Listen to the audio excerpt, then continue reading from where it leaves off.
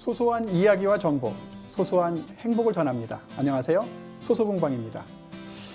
고혈압, 고지혈과 함께 꾸준한 관리가 필요한 성인 만성 질환이라고 보통 얘기합니다. 오늘은 당뇨병 이야기를 좀 나눠보도록 하겠습니다. 오늘의 건강 멘토 이강우 내분비내과 전문의 선생님 나오셨습니다. 어서 오십시오. 안녕하세요. 네, 이강우입니다. 반갑습니다. 수염이 막 나셔서 예술가 오신 줄 알았습니다. 그런 오해는 많이 받습니다. 그래서 뭐 예술 취미 하시는 거 없으신가요? 취미는 이제 하고 싶어하는 것들은 많은데요. 네. 원래 본업이 있으니까 일단 본업부터 열심히 하고 네. 그런 다음에 하려고는 하고 있습니다. 당뇨병 생각하면 제일 처음에 생각나는 것이 인슐린, 네. 뭐 췌장, 뭐 이런 이야기 하는데 인슐린이 뭔가요? 인슐린은 간단하게 혈당을 조절하는 호르몬입니다. 네. 근데 이제 혈당이란 게 우리가 식사를 하면 음식물을 섭취를 하면 그 이제 위장을 통해서 들어오고 포도당으로 바뀌어서 흡수가 되는데 네. 흡수가 되면 피 속에 이제 포도당이 둥둥 떠다니면서 혈당이 올라갈 거고요. 그렇죠. 그걸 그냥 놔둘 수가 없으니 이거를 쓸 수 있게 우리 세포 속으로 넣어줘야 되는데 그 일을 하는 게 인슐린입니다. 인슐린. 네. 그러니까 인슐린이 피 속에 들어있는 포도당을 잡아다가 넣어준 역할을 해준다. 네, 이용할 수 있게 해주는 네. 겁니다. 뭐 가을 되면 사실 뭐 10월 말까지 11월 말까지 건강검진 완료하라고 많이 하고요. 네. 또 건강검진 표 딱 받으면 대부분 내과 계열에서 당뇨병 전 단계라는 네. 판정을 많이 받거든요. 네.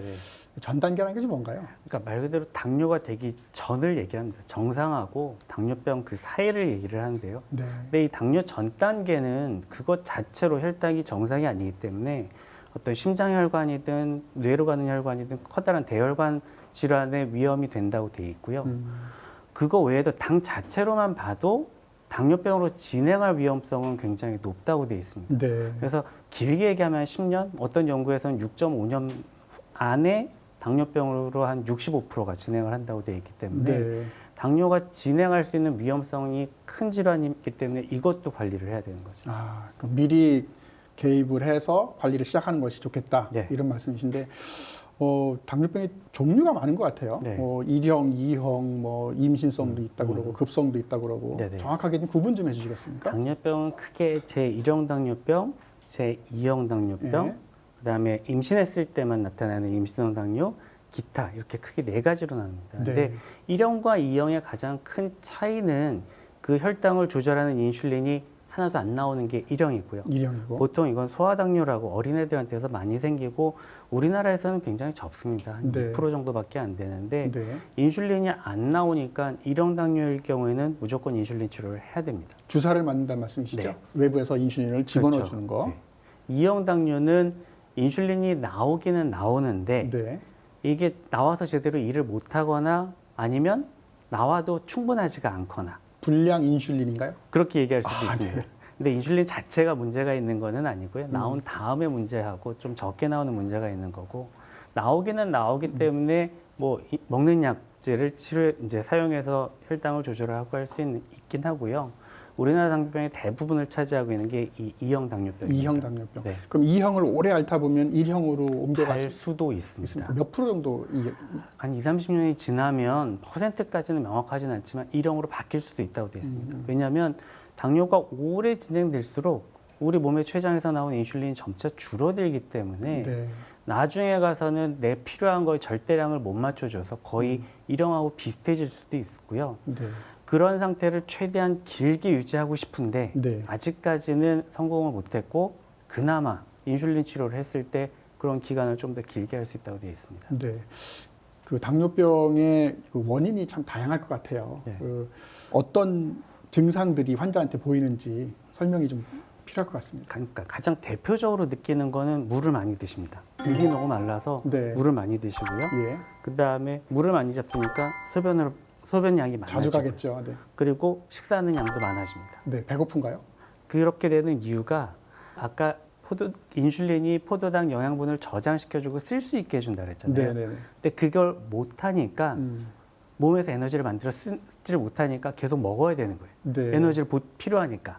그래서 많이 잡숫게 되는 거고요. 네. 또 혈당이 높아지면 이제 이게 피 속에서 높아져 있다가 결국엔 소변으로 흘러나가거든요. 네네네. 흘러나가면서 물을 같이 끌고 나갑니다. 네. 그래서 몸에 물이 모자라니까 물을 많이 마시게 되고요. 아까 끌고 나간다고 했으니까 소변량이 많아지고. 음. 그래서 이 세 가지 다음, 다뇨, 다식 이걸 네. 대표적인 증상이라고 하고요. 네네. 근데 사실 가장 흔한 증상은 별다른 증상이 없답니다. 아 그래요? 네. 아 그 제일 어렵고도 걱정되는 증상이네요. 네. 이게 어떤 당뇨병의 지금 의학적인 기준은 어떤 것이 있습니까? 당뇨를 진단하는 거는 많은 분들은 당뇨, 소변으로 포도당이 나오는 거니까 소변 검사 갖고 진단을 할 수 있지 않아? 네네. 라고 생각을 하시는데 당뇨의 진단은 혈액 검사만 갖고 할 수가 있습니다. 예. 8시간 이상 공복인 상태에서 피 검사를 했을 때 공복 혈당이 126을 넘거나 120요. 또는 75g이라는 정해진 양의 포도당을 먹고 네. 2시간째 피 검사를 했을 때 200이 넘으면 당뇨로 진단을 할 수가 있습니다. 아, 네. 그리고 많이들 요즘에 이제 검진하실 때 하시는데 당화혈색소라는 게 있습니다. 그렇죠. 그렇죠. 오랫동안 이거는- 기간 보는 네, 거죠. 최근 한 2-3달 정도에서 혈당이 어느 정도에서 조절이 됐느냐를 보는데 얘가 5.7 미만이 정상인데 네. 6.5가 2번 이상 넘으면 당뇨로 진단을 할 수가 있습니다. 아 그래요? 그 사람들이 이제 예를 들면 공복 혈당이 128 정도 나왔거나 네. 130 나왔거나 네. 혹은 당화혈색소가 6.6이나 7 나왔어요. 그러면 이거 뭐 조금 넘어온 거니까 네. 괜찮지 않을까 이런 생각 할 것 같은데 한 어떻습니까? 번이라면 3개월 정도 후에 다시 한번 검사해서 확인을 하고요. 네. 만일 아까 말씀하셨던 것처럼 공복이 128이고 당화혈색소가 6.6이다.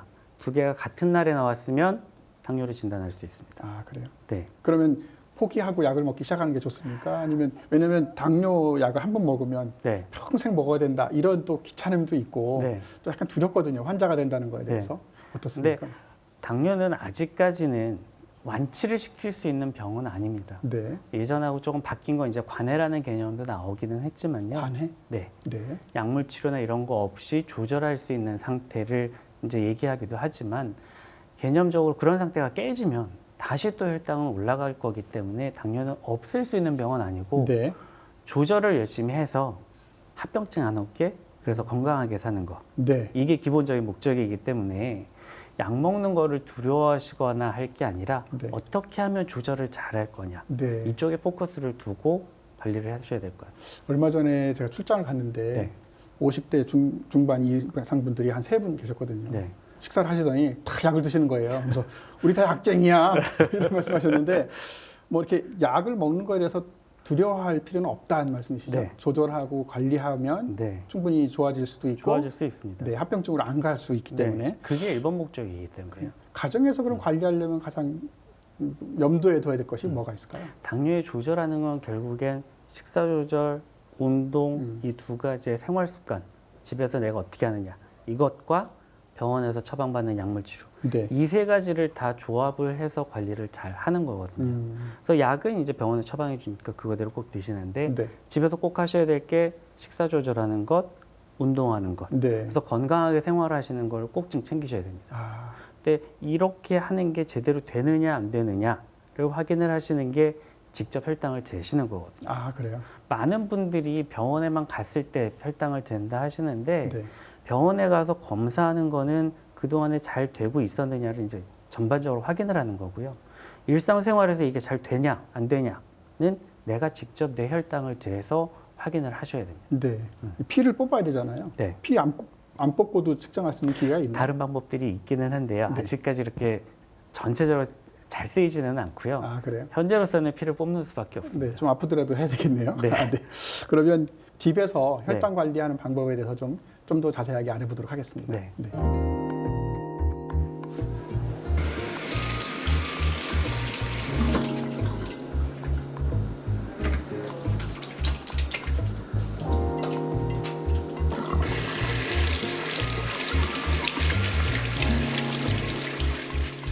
체열할 부위를 알코올솜으로 깨끗이 닦아내신 후에 알코올이 완전히 마른 뒤에 체열하시는 것이 정확한 체열을 위한 방법이 되겠습니다.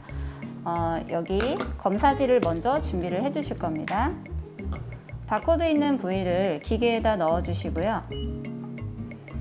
기계에 피를 떨어뜨리라는 표시가 뜰 때 우리는 체열침을 준비해 주시고요. 여기 보시면 숫자가 써 있는데요. 이 숫자는 찔리는 깊이를 의미합니다. 숫자가 커질수록 깊게 찔려서 아프실 수 있고 보통의 경우에는 이 반 정도에 놓고 시행을 해주시면 됩니다. 그리고 손가락 아무데나 하셔도 상관은 없지만 요 가운데보다는 가장자리를 하시는 것이 통증을 줄일 수 있는 방법이 되겠습니다. 체열하신 이후에는 재빠르게 요 흡수 부위에 흡수를 시켜주시고요. 기다려주시면 숫자가 뜨게 됩니다. 그걸 수첩에 적어주시면 되겠습니다. 우리가 일을 하다 보거나 아니면 뭐 신경을 많이 쓰고 혹은 밥을 좀 적게 먹거나 건너뛰었을 경우 네. 좀 피곤해지면서 당 떨어진다 네. 이런 표현 하거든요. 네. 당뇨병 환자가 당이 떨어졌을 경우가 좋은 건가요? 나쁜 건가요? 좋지가 않습니다. 안 좋습니까? 네. 당 떨어졌는데? 네, 그렇게 말씀하셨어요. 당뇨병은 혈당이 높은 건데 이게 네. 문제인 병인데 일단 저혈당이 왜 오지? 당이 왜 떨어지지? 하시는 그 궁금증을 가지신 분들이 있고요. 네. 떨어졌으니 좋은 거 아니야? 라고 생각하시는 분들이 있습니다. 근데 떨어져도 정상 범위를 유지해야지 떨어져도 너무 정상보다 떨어져가지고. 아래로 떨어지는 거는 문제가 됩니다. 네. 당뇨하는 사람들이 특히 나이 드신 이제 환자분들에서 혈당이 높은 거는 별로 걱정을 안 합니다. 네. 떨구면 되니까요. 네. 떨구면 되는데 너무 낮은 건 큰 문제를 만들 수 있기 때문에 이거는 겁납니다. 어떤 큰 문제가 발생할 수 있을까요? 많이 떨어지지 않았을 때는 뭐 식은땀이 좀 난다든지 어지럽다든지 그렇게 어떤 뭐 가슴이 두근두근 한다든지 뭔가 이상해서 증상을 느끼고 이제 그거에 대한 대처를 할 수가 있는데요. 그 단계가 넘어가면 의식 저하가 생기고 정신을 잃고 쓰러질 수도 있습니다. 그럼 큰일 날 수가 있겠네요. 근데 이제 옆에 누가 있을 때 그러면 그나마 그래도 이분이 당뇨가 있으면 그걸 조심하고 할 텐데 네. 만약에 길을 가다가 갑자기 누군가 쓰러졌다. 그렇죠. 사람도 없거나 네. 날씨가 춥거나 아니면 뭐 운전이나 네. 아니면 뭐 기기를 조작하는 도중에 이런 일이 발생을 하면 큰 위험으로 이어질 수 있는 거기에 이제 확률이 본인이 있네요. 어떤 질환을 갖고 계시면 그게 또 심하게 만들어서 더 문제를 일으킬 수 있고요. 네. 그래서 너무 떨어지는 것도 좋지가 않습니다. 그럼 적당한 선에서 관리를 해야 되겠네요. 네. 당뇨병 환자가 되면 사람들이 걱정하는 것이 인생 이제 종쳤다. 맛있는 것도 이제 더 이상 못 먹을 것 같고 이런 또 우려가 있는데 네. 실제로 이런 그 당뇨병 환자들의 그 식사요법 되게 네. 중요할 것 같은데요. 어떤 거를 좀 주의해야 될까요? 기본은 적절한 양을 일정하게 규칙적으로 드신다가 기본입니다. 네. 당뇨 환자들이 방문했을 때 가장 많은 질문이 어떻게 먹어야 합니까? 라는 질문이고 너무 어렵습니다. 당뇨식이 이런 말씀들 하세요. 오늘은 정말 한 방에 여러분들이 평소에 하는 거와 크게 다르지 않으면서도 혈당을 낮출 수 있는 방법을 알려드리겠습니다. 여기 보시면 집에서 늘 여기 드시는 것들이지만 요 양이 요게 흰쌀밥인데 이렇게 작곡으로만 놓아도 혈당은 조금 더 낮게 나올 수 있습니다. 또한 여기 보면 공기가 다르죠, 사이즈가.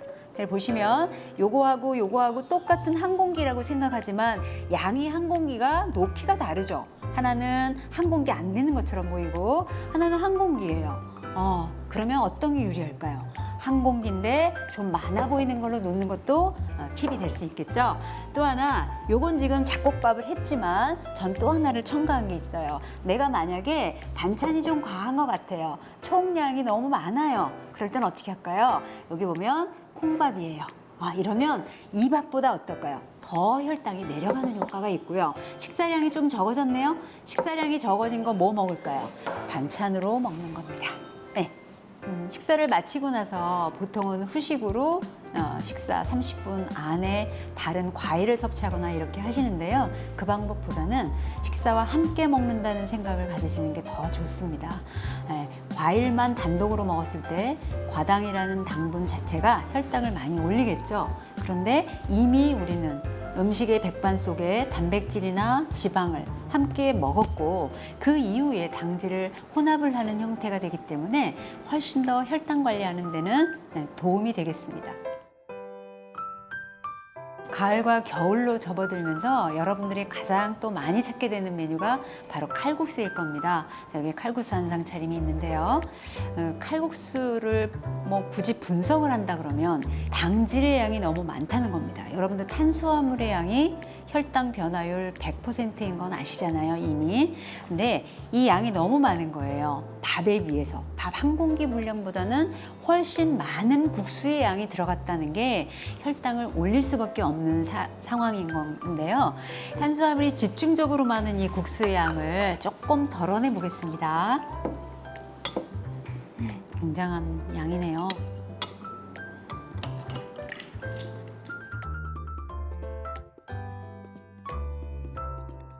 이 양만큼 아무래도 1인 분량이 안 되겠죠? 그래서 단백질인 당지수가 탄수화물보다 절반밖에 안 되는 단백질을 채우면 영양면에서도 좋지만 혈당도 완만하게 그리고 조절되는 데 도움이 됩니다.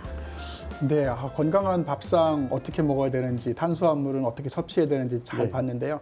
역시나 이 운동하는 것이 되게 중요한 것 같아요. 우리 네. 최근에 코로나19 때문에 산책도 많이 못 가고 운동도 많이 줄어든 것 같은데 당뇨병이 있거나 이 관리를 해야 되시는 분들이 어떻게 운동 관리를 해야 될까요? 많이 궁금하시는 게 나한테 꼭 맞는 운동이 뭐야?